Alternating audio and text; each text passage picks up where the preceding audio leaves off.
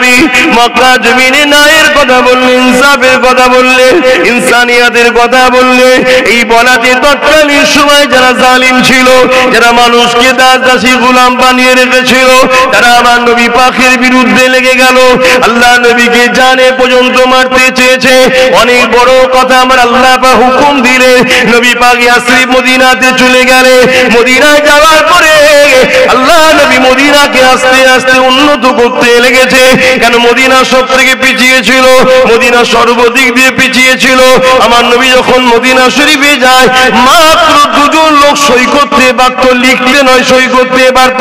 শিক্ষাতে মদিনা ছিল পিছিয়ে, উন্নতিতে মদিনা ছিল পিছিয়ে, আবহাওয়া এত খারাপ ছিল, বিমার হতো লোক, মদিনাতে ভয়ে যেত না। তখন ইয়াসরিব নাম ছিল। আল্লাহ নবী মদিনা জমিনে গিয়ে তাদেরকে ধর্মনীতি শিখানো, যেমন শুধু ধর্ম শিখিয়েছে নবী না, নবী আমার কমপ্লিট জীবন ব্যবস্থা শিখিয়েছে। আল্লাহ কোরআনের মধ্যে জানিয়ে দিন, লাকাদ কানা লাকুম ফি রাসূলিল্লাহি উসওয়াতুন হাসানাহ। এই দুনিয়ার মানুষের আমি আল্লাহ আমার হাবিবকে তোমাদের জন্য মডেল করে পাঠিয়েছি।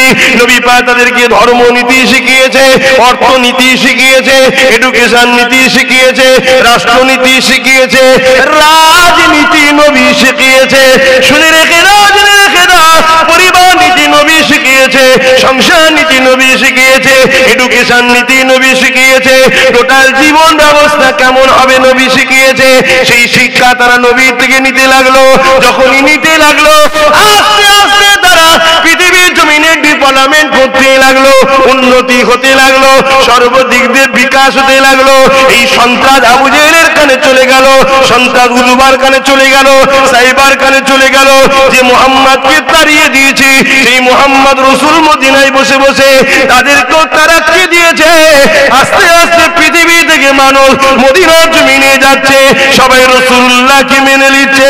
আবু জেহেল উতবা সাইবা চিন্তা করলো, আমার হাত থেকে নেতৃত্ব ফসকে যেতে পারে, আমার হাত থেকে ক্ষমতা চলে যেতে পারে, আমার হাত থেকে পাওয়ার চলে যেতে পারে। আমি যে কাবাকে আমার হাতে রেখেছি, ওখানের একটা মেলা হয়, পৃথিবী থেকে মানুষ কাবায় আসে, এটা মুহাম্মাদের দিকে চলে যেতে পারে। তাই রায়ের জোরে রাগ দেখিয়ে, গায়ের জোরে জোর করে 1000 সৈন্য নিয়ে, তারও বেশি সৈন্য নিয়ে মক্কা থেকে রওনা দিয়েছে আবু জেহেল। বেশক আল্লাহ আমাদেরকে সৃষ্টি করেছে ইল্লা লিয়াবুদুন, কেনার দাসত্ব করার জন্য। এবারে একটা প্রশ্ন, এবারে আল্লাহ তোমার দাসত্ব কি? আল্লাহ বলছেন, মা আতাকুমুর রাসূল ফাখুযুহু ওয়া মা নাহাকুম আনহু ফান্তাহু। আমার নবী যা আদেশ করেছে মেনে নে, আমার নবী যা নিষেধ করেছে ছেড়ে দে। কারো আদেশ মানতে গেলে প্রথমে তার উপরে প্রেম ও মহব্বত দরকার। এতগুলো লোক বসে আছে, সবাইকে বসতে বলেছিলাম, সবাই কি বসেছে? বসেছে আমার কথা শুনেছে কারা? যারা আমাকে একটু হলো ছেলে বা ভাই বলে ভালোবাসে, যে আমার ভাইজান বলছে সব বসি, ঠিক না? ঠিক। তাহলে আগে কথা মানতে গেলে কি লাগে? প্রেম লাগে, ভক্তি লাগে, আদব লাগে, ঠিক না? ঠিক।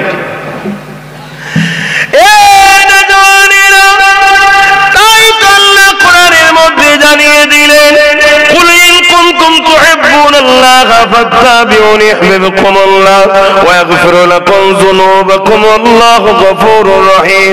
আমার হাবিব বড় কাফলাম, কুল আপনি দুনিয়ার মানুষকে বলে দেন, কুল ইন কুনতুম তুহিব্বুনাল্লাহ, যারা বলে আল্লাহকে ভালোবাসে, এরা যদি সত্যবাদী হয়, ফাত্তাবিউনি, আগে যেন আপনার ইত্তেবা করে, আপনাকে অনুসরণ করে। কিন্তু আমি যদি বলি এখানে ফাত্তাবিউনি মানে ভালোবেসে যেন ইত্তেবা করে, ভালোবেসে যেন অনুসরণ করে, হয়তো কোন উলামা ভাবতে পারে কি মূর্খ ভাইজান রে, এখানে ফাত্তাবিউনি রয়েছে, ইত্তেবা করার কথা শুধু রয়েছে, অনুসরণ করার কথা রয়েছে, মহব্বত কোথায় পেলে? ভাই আমার ভুল বুঝবে না, फत्तबिउनी के अंदर प्यार छुपा हुआ है, पुसीदा है, लिहाजा मोहब्बत के साथ मानना होगा। আমার নবীকে তো আবু জেহেলও মেনেছিল, উতবা মেনেছিল। যদি বলেন কখন মেনেছিল, আল্লাহ নবী যখন বলেছিল পাহাড়ের এই দিকে একদল লোক আছে তোমাদের উপরে হামলা করবে, আমি মুহাম্মদ যদি বলি তোমরা কি মেনে নেবে? তারা বলেছিল হ্যাঁ মেনে নেব। রাসূল বলল তোমরা তো দেখতে পাও না। তারা বলেছিল মুহাম্মদ তুমি কোনোদিন মিথ্যা বলনি। তারা রাসূলকে ব্যক্তি মুহাম্মদ হিসাবে মেনেছে, মুহাব্বত না করে মেনেছে। কিন্তু তুমি আমি রাসূলকে মানি, ফাত্তাবিউনি ভালোবেসে মানতে হবে। আরো জোরে বলুন সুবহান। আজ পৃথিবীর বুকে সবথেকে কম এই 90 লাখ কি 1 কোটি কাছাকাছি ইহুদি, তারা পৃথিবীকে শাসন করছে। আমেরিকার নাকে দড়ি তারাই পরিয়ে রেখেছে। আমরা মনে করি আমেরিকা দাদা, না না না, আমেরিকারাও গলায় তারা বেল্ট পরিয়ে দিয়েছে। এই অল্প সংখ্যক তাদেরকে জিজ্ঞেস করা হয়েছে তোমরা এত কামিয়াবি কিসের? তারা বলেছিলেন মুহাম্মদ কি ফলো করেছি, কিন্তু আমার রাসূলকে তারা নবী বলে ভালোবাসে না, মানেও না, কিন্তু লিভারটা নিয়ে লাগে। কথা কিছু বুঝাতে পারছি? এই যে প্লেন তৈরি হয়েছে, এই যে সায়েন্স, তারা কি করছে? কোথা থেকে? কোরআন থেকে। তারা যেটা লিভার নিয়ে লিখছে, কিন্তু কোরআনকে বিশ্বাস করছে না, মানে না। প্রেমের সাথে বিশ্বাস করা আর কোরআন সত্য কিতাব বলে তাই তো তারা তালাশ করছে, আল্লাহর কিতাব বলেই তো তালাশ করছে, কিন্তু ভালোবাসছে না। এজন্য তারা জান্নাতি নয়, ঈমানদার নয়। তাহলে প্রেমের সাথে নবীকে মেনে নেবে যারা, আল্লাহ বলছেন হাবিবকুমুল্লাহ, আমি আল্লাহ তাদেরকে ভালোবাসবো। জোরে বলুন সুবহানাল্লাহ। আল্লাহকে যদি আপনাকে ভালোবাসে, আপনার বিপদে আল্লাহ সাথ দেবে না? দেবে না। তাহলে আল্লাহর প্রেম পেতে গেলে নবীকে ভালোবেসে মেনে নিতে হবে, তবেই কামিয়াবি হবে। কখনো কি আপনারা ভেবে দেখেছেন যারা মাত্র 313 জন ছিল, পায়ে জুতা ঠিক মতো ছিল না, পরনার কাপড়টাও ছিঁড়া ফাটা ছিল, হাতে খাজুরের ডাল ছিল, চুলগুলো উস্কো খুস্কো, পৃথিবীর জমিনে তারা সব থেকে বেশি পিছিয়ে ছিল। কিন্তু আমার নবীকে মুহাব্বত করে মেনে নেওয়ার জন্য, নবীকে আদব করে মেনে নেওয়ার জন্য, রাসূলকে রাসূল জেনে মেনে নেওয়ার জন্য তারা আজ বদর থেকে শুরু করেছিল ঠিকই, কিন্তু আজ পৃথিবীতে তারা ঝান্ডা উড়িয়েছিল।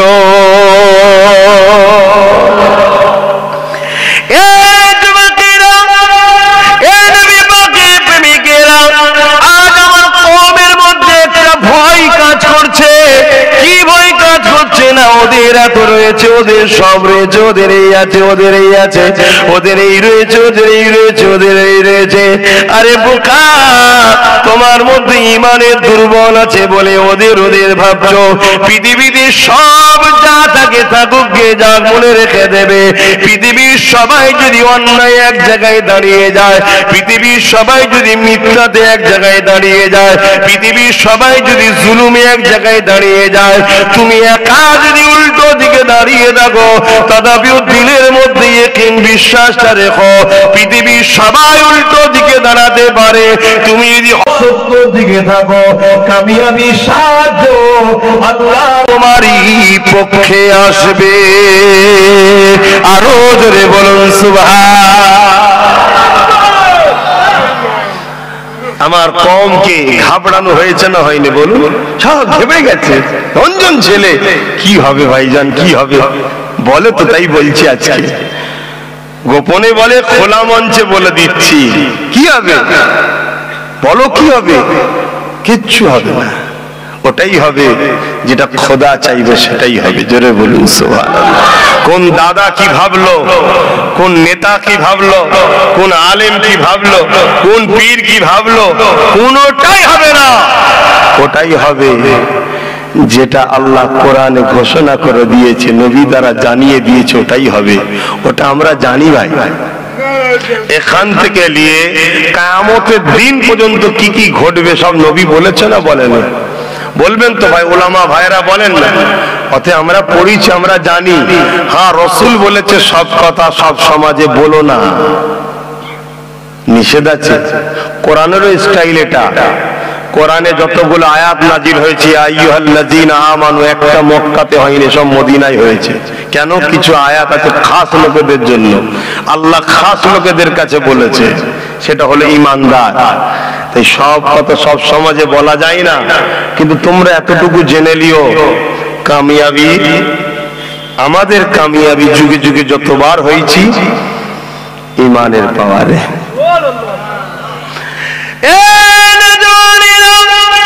আল্লাহ নবী মক্কা জমিনে এসেছিলেন আজ থেকে 1500 কিছু কম বেশি আগে, 570 খ্রিস্টাব্দে 12 রবিউল আউয়ালে আল্লাহ নবী কি করতে এসেছিলেন? আমার আল্লাহ নবী পাককে দুনিয়া জমিনে কেন পাঠিয়েছিলেন? যখন পৃথিবীর জমিনে নারীদেরকে যন্ত্রপথে দেওয়া হচ্ছিল, ওই নারীগুলোকে বাঁচাবার জন্য নবী এসেছিলেন। যখন পৃথিবীর গরিবগুলোর কোমরে বেল দিয়ে বাজারে কেনা বেচা হতে লেগেছিল, ওই গরিব অসহায়গুলোকে জালিমদের হাত থেকে বাঁচাতে এসেছিলেন। আর যেমন আমরা আমেরিকাকে দাদা বলি, তখন রোম ছিল পৃথিবীর দাদা। ওই রোমের মধ্যে শিক্ষিত সমাজগুলো সভ্যতা বড় হয়ে গিয়েছিল। গরিবের ঘরে ছেলেগুলোকে স্টেডিয়াম গ্যালারি তৈরি করে সেই মাঠেতে ছেড়ে দিত, বাঘ ছেড়ে দিত।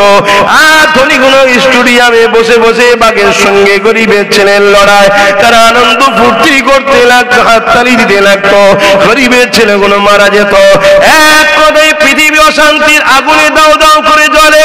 গরিবগুলো বঞ্চিত হতে লেগেছে, প্রজাগুলো শাসকদের অত্যাচারের শিকার হতে লেগেছে, নারীগুলো ভোগের পাত্রী হয়ে গেছে, জন্ত বেটিগুলোকে পুঁতে দেওয়া হচ্ছে। এক কথায় পৃথিবী ধ্বংস হতে লেগেছিল। আল্লাহ আমিন আল্লাহকে দুনিয়া জমিনে পাঠালেন, হাবিবি জান, আমি আল্লাহ আপনাকে সর্বকালের সর্বশ্রেষ্ঠ বানিয়েছে। আপনি ধ্বংস পৃথিবীকে, আপনি গিয়ে আপনার রহমত, আমার সাল্লাকা ইল্লা রাহমাতুল লিল আলামিন, আপনার দ্বারা আমি আল্লাহ পৃথিবীকে বাঁচাবো। এই যুবকেরা, তরুণেরা, আল্লাহ নবী দুনিয়া জমিনে আসলে 40 বছর নবী আমার যখন বয়স হলো, আল্লাহ বললেন ডিউটিতে জয়েন হয়ে যান। আমার নবী পাক ডিউটিতে জয়েন হয়ে গেল। খুব ভালো করে মনে রাখবেন, আজকে সমাজের বুকে আমাদের জন্য সব থেকে ভয়ানক হয়ে দাঁড়িয়েছে মুনাফিক মুসলমানেরা, যারা এমন করে প্রকাশ্য দুশমনের সঙ্গে অর্থ নিয়ে, ডলার নিয়ে, পদ নিয়ে, গাড়ি নিয়ে, বাড়ি নিয়ে, বিভিন্ন কিছু নিয়ে তারা আমাদের সঙ্গে প্রতারণা করে, ছলনা করে নবী থেকে আদব প্রেমকে সরাতে লেগেছে। আজকে আমাদেরকে একদল মানুষ শুধু নামাজ দেখিয়ে দিচ্ছে, একদল মানুষ বলে ইসলাম মানে দাড়ি টুপি, নামাজ এতটুকুই রয়েছে। না না না না, মন দিয়ে শোনেন, আমার নবী পাক 40 বছর বয়সে নবুয়তের ঘোষণা করেছে। 600-570 যদি আসে, 610 তাহলে হবে 570 আর 40 কত হয়? বিরক্ত হচ্ছেন? বলুন কত হয়? 610। নবী মেরাজে গেছে কবে? বলুন। 621। 610 আর 621 বীজখানে কত থাকে? 11। তাই তো নাকি? মেরাজ থেকে নামাজ এনেছে, মেরাজ থেকে রোজা এসেছে, ঠিক 11 বছর নবুয়তের কি কাজ করেছে নবী? আমাদের ছেলেদের শিখানো হয়নি। আমাদের ছেলেদের শুধু বলাই বদমাইশ করতে, নামাজ পড়িনি কেন ঘুরছি, কি তাড়ানো হয় না? ও নামাজ পড়ে না, ওটার ভুল। কিন্তু ও যদি সমাজে দুটো গরিবকে হাসায়, ওটাও ঠিক, সেটা বলছেন না কেন? কথা বুঝছেন না, বোঝেন না? ও নামাজ পড়ে না, ওটার কি ভুল। কিন্তু ও যদি সমাজে দুটো গরিবকে আশ্রয় দেয়, সমাজে ইউনিট হয়ে দুটো গরিব মেয়ের বিয়ে দেয়, ওটার ভালো খসলত নয়? তো ওটা বলছেন না কেন? ছেলেগুলোকে আমরাই তো খারাপ করে দিলাম, আমরাই দূর দূর করে তাড়িয়ে দিলাম। যখন দুটো ভালো কাজ করছো, সাবধান, আপনি নামাজি, আর ও আর একটা ভালো কাজ করে যেটা আপনার মধ্যে নাই, আমার ওর মধ্যে আছে। দুজন এক জায়গায় হন, ওর ভালো কাজে আপনি সাবধান, ও দেখবেন আপনার সাথে একদিন মসজিদে আসবে, তাহলে মিলটা জমবে। তো ভাইরা আমার রাসূল 11 বছর কি করেছে? হ্যাঁ, শোনেন, 11 বছর আল্লাহ নবী পৃথিবীর যত জালিম শাসক ছিল তাদের বিরুদ্ধে নবী আমার সংগ্রাম করেছে, প্রতিরোধ করেছে, লড়াই করেছে, যারা আল্লাহর সৃষ্টিগুলোকে কিন্তু দাস দাসী রাখেল বানিয়ে দিয়েছিল, তাদের বিরুদ্ধে নবী আমার লড়াই করেছে। এই পৃথিবীর জমিনে নারীদের হককে বাঁচাবার জন্য, নারীদের উপরে যারা জুলুম করেছিল তাদের বিরুদ্ধে লড়াই করে নারীদেরকে আজাদ করেছে। এই পৃথিবীর গরিবদের ঘরে যারা কৃতদাস বানিয়েছিল তাদের বিরুদ্ধে লড়াই করে গরিবগুলোকে আজাদ করেছে। এ যুবকেরা, তরুণেরা, এই পৃথিবীতে মায়েদের সম্মান ছিল না, আল্লাহ নবী মায়েদের সম্মান দিয়েছে। এক কথা, এই পৃথিবীর জমিনে যত জঙ্গল ছিল, অরাজকতা ছিল, খুন ছিল, ঝগড়া ছিল, মারপিট ছিল, কাটাকাটি ছিল, যত জালিম ছিল, অত্যাচারী ছিল, শাসক ছিল, যারা এমন করে সন্ত্রাস ছিল, তাদের বিরুদ্ধে আল্লাহ নবী লড়াই করে লড়াই করে লড়াই করে এই অন্ধকার বাগানগুলোকে পরিষ্কার করে করে করে করে এই পৃথিবীকে শান্তির আলো সাম্য প্রতিষ্ঠিত করেছিল।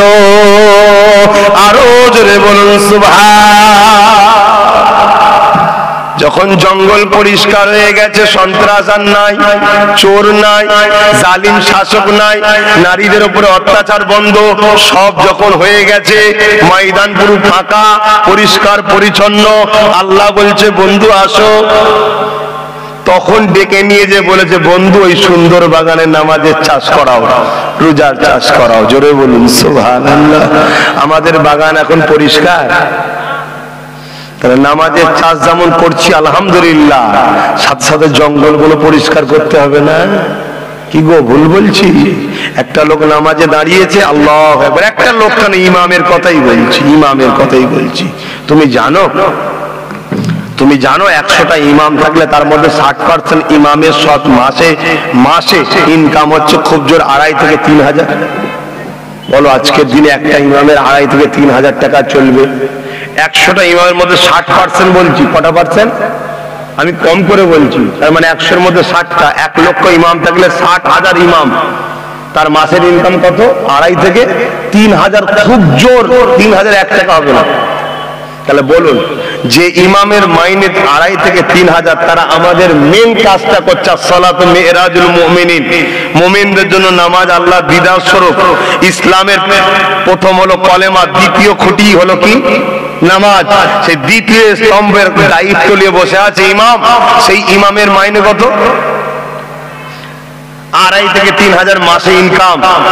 শুনছেন তো ভাই? তাহলে বলুন, সে নামাজে দাঁড়িয়ে তো ভাবছে আমার বাচ্চার এই মাসে 2.5 টাকা ফিস দিতে হবে। কারণ সে তার বাচ্চাকে মূর্খ বানাবে নাকি?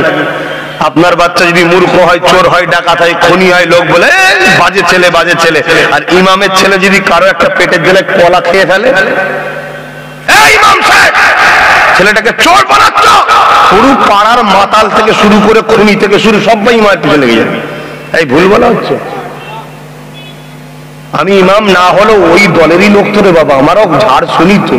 আমাদের একটু ফল্ট পেলে হয়, যদি বাতকম্যটা জোরে হয়ে যায় বলি বিয়াদব হুজুর, আর অন্যজন কাপড় তুলে রাস্তা ধারে বসা যায়, একবার কেউ বলতে যায় বিয়াদব।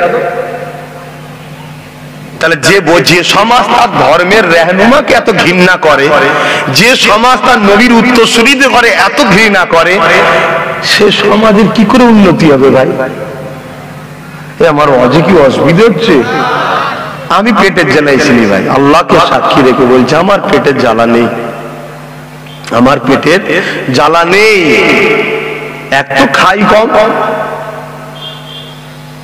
দ্বিতীয় নম্বর কথা, যে ঘরে আল্লাহ জন্ম দিয়েছে আপনারাই তো যান শুক্রবারে, যান না? হ্যাঁ, শুক্রবারে যেভাবে লাইন দিয়ে মুসাফা করে কেউ খালি হাতে দেয় না, খুব রিয়া।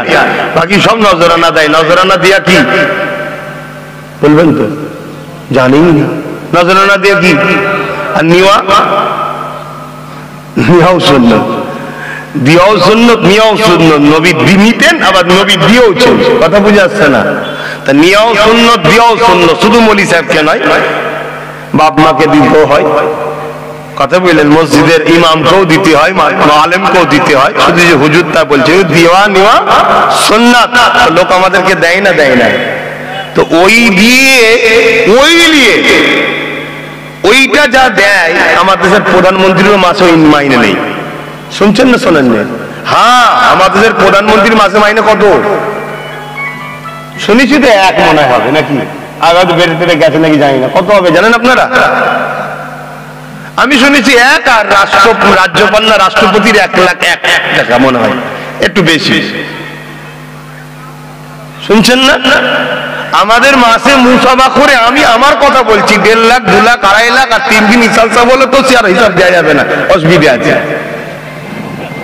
তাহলে বলুন, যে ঘরে এসেছে আপনি যদি বলেন এই হুজুরে তাহলে আজ যাবনি রে, আপনি যাবেন না তো কি হয়েছে? নদীর এক পার ভাঙে আর এক পার গড়ে, এটি আল্লাহর কুদরত। দেনেওয়ালা মালিক আপনিও নয়, আর লেনেওয়ালা আমিও না, আল্লাহ গুজে গুজে দেয়। লোক ঘর থেকে বসে আছে যে হুজুর 5 জন এসেছে, ফোন করেছে একটু বেরোবেন। আমি মনে ভাই আমি ব্যস্ত আছি। যে ফোন করছে দলি যে, তাকে বলছে ব্যস্ত আছি রে, বল না পরে এসে, আজকে তো শুক্রবার নয়।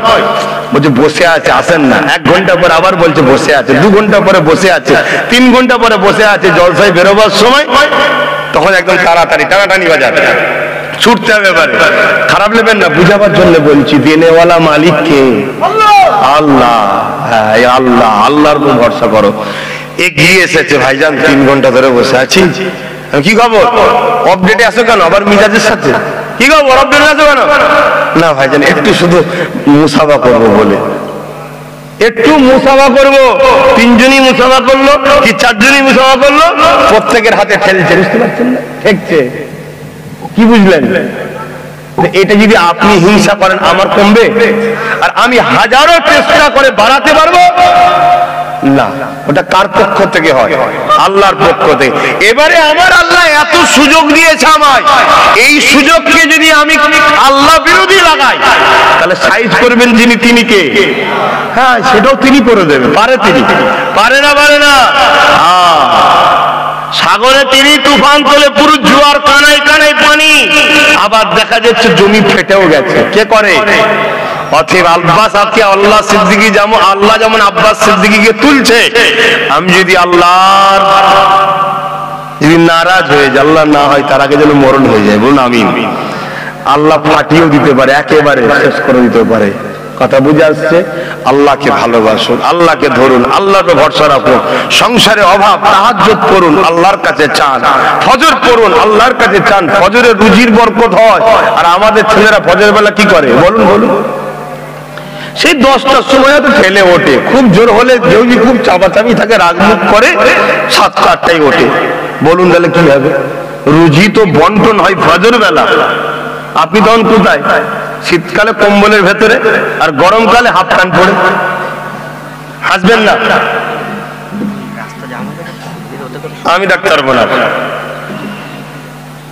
কথা বুঝে আসছে না ভাই? আমি জানেন আমার ভাইয়েরা, যেটা মাহফিল হচ্ছে এখানে ভিড় করার জায়গা না, এখানে বসতে হয়, বসলে সব হয়। সব তো আমাদেরই ছেলে, কেউ আমাদের বাইরে আছে নাকি? তাহলে তারা যদি না বোঝার কতবার ডাকবে? অত সম্ভব নয়। খারাপ লিখছেন নাকি বাকিগুলো? আপনাদেরও যেমন জিন্দেগিতে অনেক চিন্তা আছে, কাজ আছে, আমারও জিন্দেগিতে বহুত টেনশন, বহুত কাজ। তবে আল্লাহকে সাক্ষী রেখে বলছি, পরিবারের জন্য যদি 100টা কাজ থেকে 1% দিই, বাকি 99% আপনাদের জন্য চিন্তা করি। মানেন চাই না মানেন, দেরি হলো আল্লাহ যদি করায়, একদিন বুঝতে পারবেন যে হ্যাঁ আব্বাস সিদ্দিকী কিছু করে আপনাদের জন্য। কেন? একটাই কারণ, মদিনাওয়ালা আপনাদেরকে ভালোবাসে, আর আমি তিনাকে ভালোবাসি। অতএব তিনার ভালোবাসাকে ভালোবাসা মানে তিনি আমার উপরে খুশি হবে। তিনাকে খুশি করার জন্য আমি আপনাকে প্রেম করি, আপনাকে ভালোবাসি। আল্লাহ নবী সারা জীবনটা তোমার আমার জন্য কেঁদেছেন। আজও রওজা মুবারকে আল্লাহ নবী তোমার আমার জন্য কাঁদতেছে। মানেন তো নাকি? আল্লাহ নবী হায়াতুন নবী, বারজাকি হায়াত। ফুরফুরা ওয়ালাদেরও আকীদা নবী হায়াতুন নবী, দেওবন্দীদেরও আকীদা নবী হায়াতুন নবী, বেরেলিদেরও আকীদা নবী হায়াতুন নবী, জৌনপুরীদের আকীদা নবী হায়াতুন নবী। ভারতে এই 4টে দলই ইসলাম এনেছে। শুনছেন না শোনেন না? এখন অনেক আগাছা হয়েছে, কেউ না মানে না মানুক কি যাক। মনে রাখবেন এই চার সিলসিলা ভারতবর্ষে ইসলামের আলো ফুটিয়েছে, আজও চলছে। আর এনাদের সবার পীর সাহেব হলো আব্দুল হক মুহাদ্দিস দেলভী রহমাতুল্লাহ আলাইহি। জোরে বলুন সুবহানাল্লাহ। তিনিও বলেছেন নবী হায়াতুন নবী। জোরে বলুন সুবহানাল্লাহ। কেউ যদি নাও বলে, স্বয়ং আল্লাহ বলেছেন নবী হায়াতুন নবী। জোরে বলুন সুবহানাল্লাহ।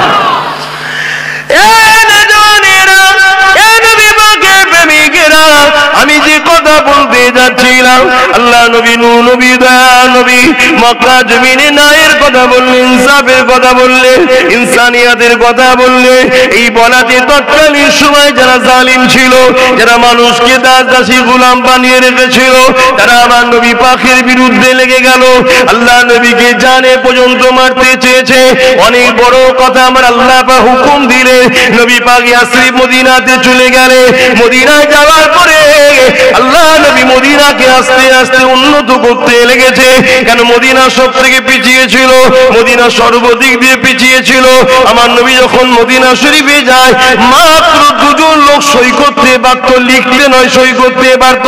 শিক্ষাতে মদিনা ছিল পিছিয়ে, উন্নতিতে মদিনা ছিল পিছিয়ে, আবহাওয়া এত খারাপ ছিল, বিমার হতো লোক, মদিনাতে ভয়ে যেত না। তখন ইয়াসরিব নাম ছিল।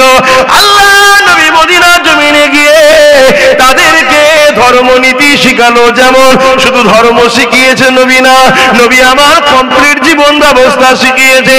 আল্লাহ কোরআনের মধ্যে জানিয়ে দিন, লাকাদ কানা লাকুম ফি রাসূলিল্লাহি উসওয়াতুন হাসানা।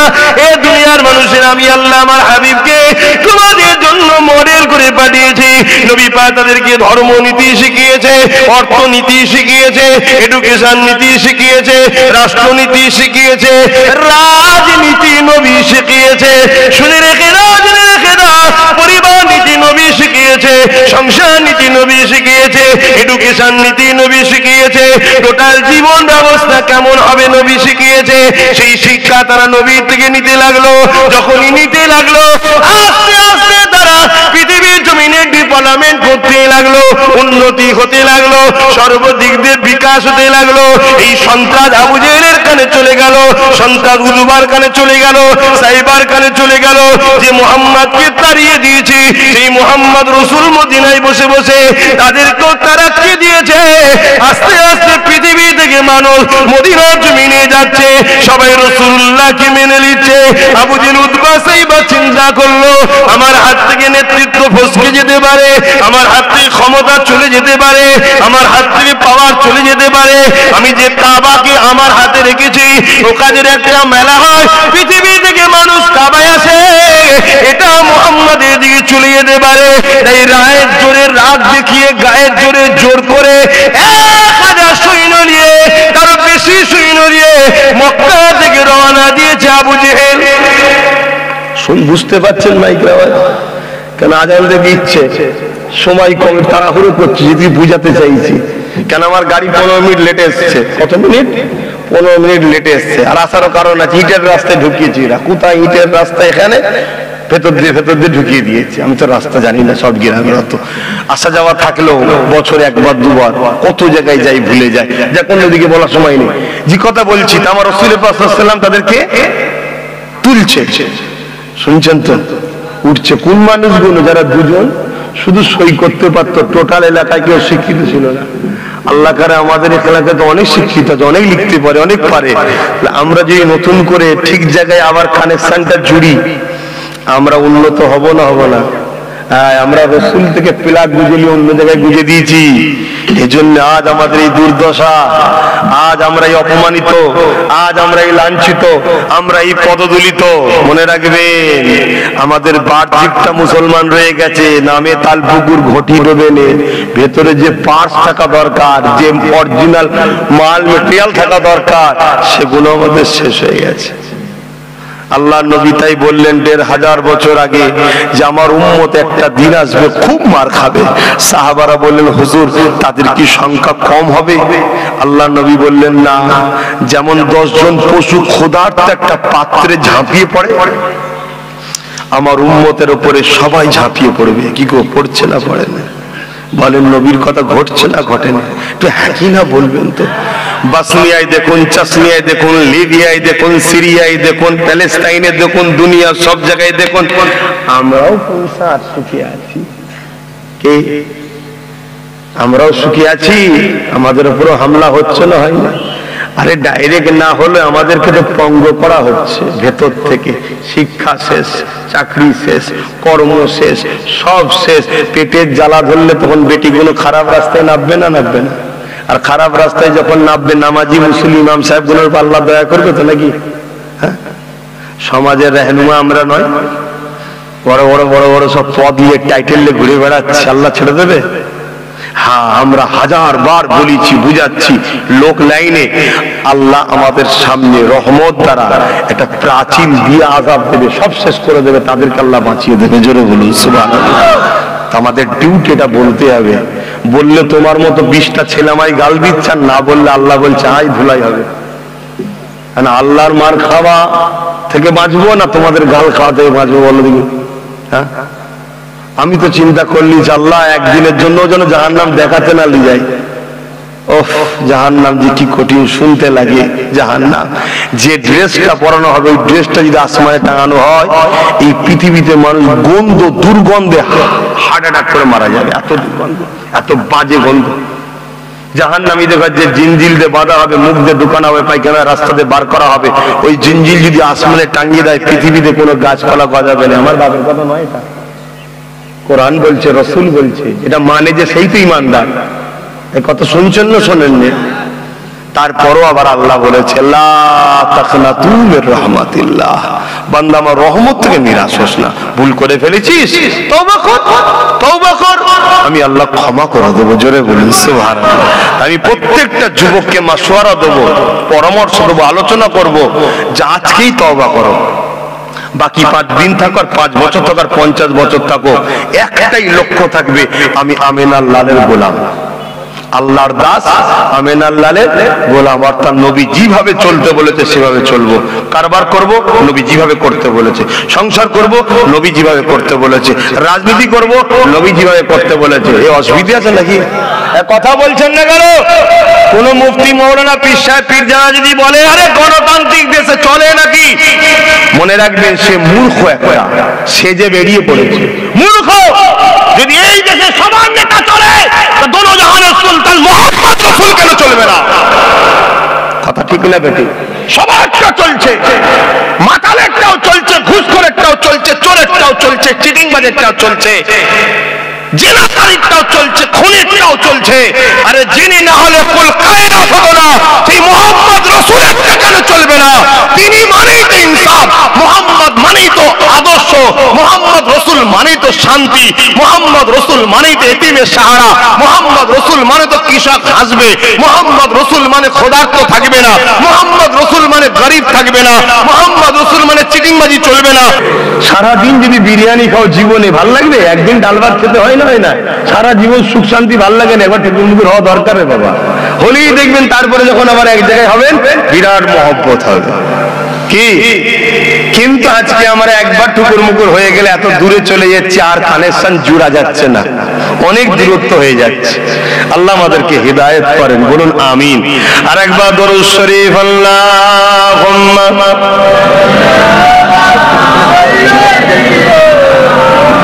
আমি তো মানে